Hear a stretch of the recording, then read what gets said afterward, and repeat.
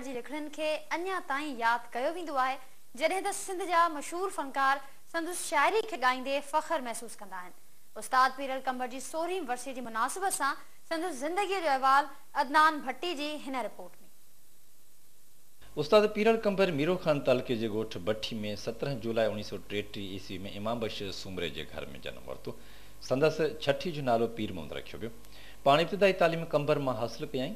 उस्ताद पीरल कंबर 1953 ईस्वी में कंबर में प्राइमरी उस्ताद मुक़ररु थियो, जंहिं बाद हुन गाजी खुआवड़, जानी जो बंद, गोड़वाह, बूहड़ ऐं कंबर में नौकरी कई। उस्ताद पीरल कंबर खे कुदरत कमाल जी ॾात सां नवाज़ियो हो ऐं इहो ई सबबु आहे जो सिंधी अदब ऐं सिंधी शाइरी में उस्ताद पीरल कंबर खे पंहिंजी हिकु धार सुञाणप हासिल आहे। 1950 ईस्वी में जॾहिं उस्ताद पीरल कंबर में रिहाइश अख़्तियार कई तॾहिं मजाज़ी इश्क खेसि पीर मोहम्मद मां पीरल कंबर बणाए छॾियो। उस्ताद पीरल रिटायरमेंट वठण खां पोइ जेतोणीकि शहादत कोट में मुस्तक़िल रिहाइश अख़्तियार कई, पर कंबर शहर सां संदसि साॻियो ई क़ुर्ब नातो रहियो। उस्ताद पीरल कंबर 5 ॿोलियुनि सिंधी, उर्दू, सिराइकी, हिंदी ऐं अंग्रेज़ी में शाइरी कई।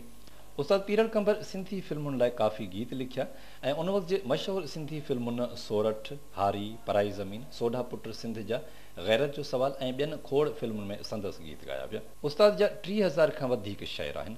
2 किताब सजदो उदासा ऐं उघाड़ा पेर टांडनि ते छपियल आहिनि। उस्ताद पीरल कंबर जी शाइरी में अहिड़ो त सहर आहे जो केतिरनि ई फनकारनि संदसि शाइरी खे पंहिंजे सुर ऐं आवाज़ में ॻाइण में फ़ख्र महसूस कयो आहे। उस्ताद पीरल स्टेज ड्रामा गुजहार तूं ऐं हमल चा बि लिखिया। उस्ताद पंहिंजी हयाती में चोपड़ियूं, सलाम मोहब्बत, जज़्बा मोहब्बत, बाग़ फिरदौस ऐं ॿियनि नालनि सां लिखियूं आहिनि। उस्ताद पीरल कंबर राग जो वॾो माहिर हुयो। उस्ताद ज़हनी तौर ते निंड घटि कंदो हुयो ऐं जाॻंदो वधीक हुयो। उस्ताद पीरल कंबर जा केतिरा ई कलाम रेडियो, टीवी ते आम फनकारनि ॻाया आहिनि ऐं अञा ताईं ॻाया वञनि। या त तीरे नज़र ॾे नज़र में ढके, या त परदे ढकण जो तूं अंजाम कर। कई महफिल में आशिक मरी था मरन, कई महफिल में आशिक मरी था मरन। बंद बहरे खुदा तू कत्ल आम कर।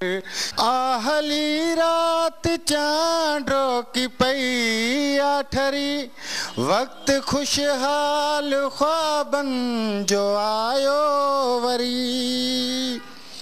मां निगाहुनि जे ॻोढ़नि मथां निंड कयां, तूं अखियुनि वारे पलंगनि ते आराम कर। क़दुरु कोन दिल जो पियो दिल जे पत्थर खे, क़दुरु कोन दिल जो पियो दिल जे पत्थर खे। असां काबो समझो हो दिल बर जे दर खे। सिकी सवहयातीअ जा पाछा लड़ी विया, रहियल 4 ॻोढ़ा बिगड़ंदे गड़ी विया। अञा कोन आयो नज़र कंहिं नज़र खे, असां काबो समझो हो दिल बर जे दर खे। उस्ताद पीरल कंबर जेको आहे त पहिरियों त वॾो महिमान नवाज़ हुयो ऐं जेको आहे दोस्तनि सां तमामु घणो वर्ताव कंदो सुठे नमूने। उहो ख़ासि 2-3 दोस्त हुयासीं जिन में मूंखे बि शरफ़ हासिल हो उस्तादी वेझड़ाप जो। मूं उस्ताद सां 16-17 साल गॾु गुज़ारियो। शाम जी महफ़िल उस्ताद जी अहिड़ी लॻंदी ऐं उस्ताद वटि इहो थींदो त शाम जो 25-30 माण्हू हूंदा ऐं जिन जी ख़िदमत ई उस्ताद कंदो। तॾहिं जो तमामु महिमान नवाज़ हो ऐं हिक जो वॾो ख़्यालु कंदो हो ऐं सभु कंहिंसां माना प्यारु कंदो हो। जेके बि दोस्त रहियसि पंहिंजे स्कूल जे ज़माने में क्रिकेट खेॾंदो हो उस्ताद, कंबर में ई क्रिकेट खेॾियो आहे उस्ताद। उन खां बाद शिफ्ट थी हिते आयो आहे। उस्ताद वरी जॾहिं बि महफ़िल कराईंदो शाइरनि जी गॾिजाणी त पोइ इनाम बि रखंदो ऐं ईअं बि को शेर पढ़ंदो त उस्ताद हुनखे 20 रुपया 30 रुपया ख़र्ची बि ॾींदो। उहो अहकर जमाली ईअं शेर पढ़े पोइ वेठा हुजूं त उस्ताद वरी शेर पढ़ंदे पढ़ंदे उन अहकर पढ़े पोइ त उस्ताद वरी 20 रुपया कढी टेबल ते रखिया। हुन वरी जेको आहे खड़ी चुसि उस्ताद महिरबानी, शाम जो टाइम हो, चए रखुड़े इहे खीर वारे जा आहिनि।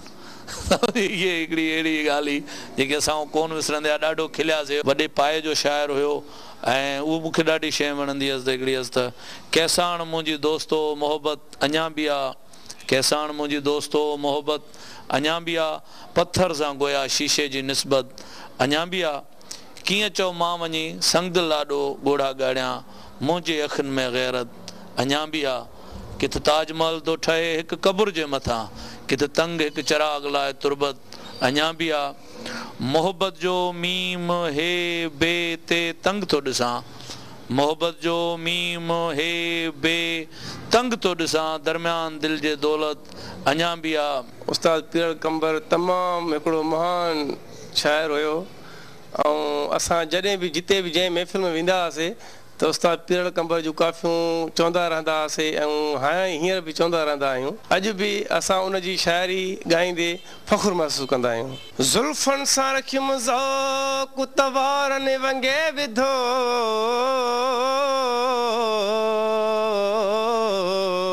पिंबड़नि सां रखियुमि प्यार त अखिड़ियुनि अंगे विधो,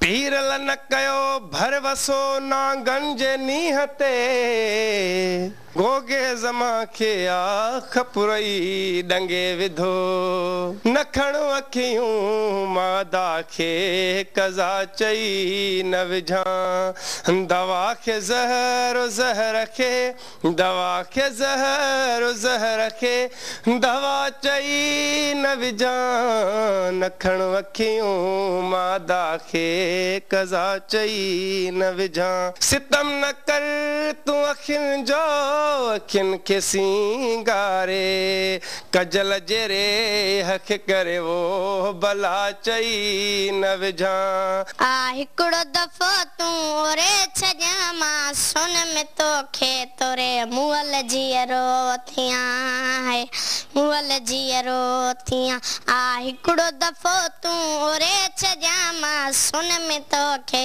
तोरे मुअल जीअरो थियां है, मुअल जीअरो थियां, तोखे अंगण ते हिकिड़ो भेरो ॾिसां त जानी जियां मां, ॾिसां त जानी जियां मां, छाजी बड़ी ऐं छाजी बीमारी सुतल उथी मां वेहां मुअल जीअरो थियां है, इश्क जो दारू दरमल सुहिणा नित नित आहे निरालो, नित नित आहे निरालो, दिल भर जे दीदार बिना दवा बि ज़हर जो प्यालो मुअल जीअरो थियां।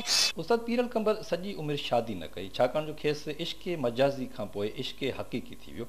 1960 ईस्वी वारे ॾहाके में ज़्यादा अन्न उपाय मुंतज़र सारो ज़मानो आहे जे उनवान ते शहर ठाहिण ते सदर अयूब तरफ़ां उस्ताद खे इनाम ॾिनो वियो हो। उस्ताद पीरल कंबर खे उर्दुन जे शाह हुसैन खां सर्टिफिकेट ऐं बर्तानिया जी राणी मलका एलिज़ाबेथ तरफ़ां तारीफ़ी सर्टिफिकेट मिलियो ऐं शहनशाह ईरान रज़ा शाह पहलवी तरफ़ां गोल्ड मेडल ऐं तारीफ़ी सर्टिफिकेट ऐं शहीद ज़ुल्फ़कार अली भुट्टो खां पिण केतिरा ई इनाम हासिल कयईं। उस्ताद पीरल कंबर शहदाद कोट में 61 सालनि जी ॼमार में लाॾाणो करे वियो।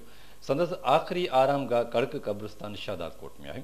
उस्ताद जे विछोड़ खे अॼु 16 साल थी विया आहिनि, पर संदसि यादूं अॼु बि ताज़ियूं आहिनि। उस्ताद जे नाले ते पीरल कंबर अदबी संगत जुड़ियल आहे, जिन जो सदाईं इहो मुतालबो रहियो आहे त उस्ताद पीरल कंबर जी मज़ार ठाराई वञे, पर कॾहिं बि सरकार उस्ताद पीरल कंबर जी मज़ार ठाहिण वारे मुतालबे ते को बि ध्यानु नाहे धरियो।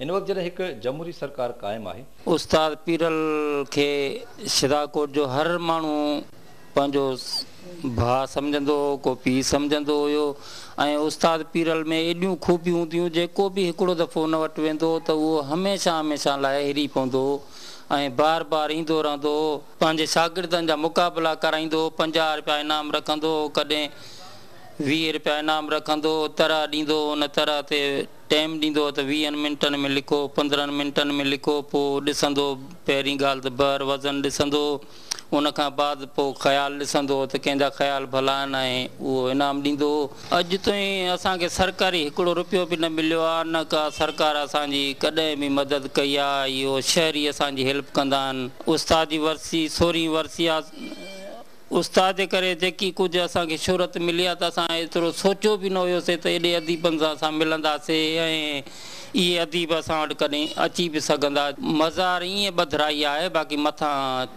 कुझु बि न ठारायो आहे, उहा बि मां ठाराई आहे। पीरल कंबर अदबी संगत जेकी उन जे नाले सां आहे ज़िले लेवल ते, ऐं शहरी बि बिल्कुलु साथ ॾींदा आहिनि। फ़िक्र जे खून सां लाल थियो दिलि जो फसानो आहे, मौत बि मूं लए मौला हिकिड़ो बहानो आहे। परवर कहिड़े पासे वञी मां पनाह वठां, ना गज ज़हर मिसल ही तूं जो ज़मानो आहे। तॾहिं हिकु भेरो ॿीहर उस्ताद पीरल कंबर जी वरसी जे मौक़े ते उस्ताद जा दोस्त शागिर्द ऐं घण घुरा इहो ई मुतालबो कनि था त सरकार उस्ताद पीरल कंबर जी मज़ार ठाहिराइण लाइ फौरी तौरु क़दम खणे।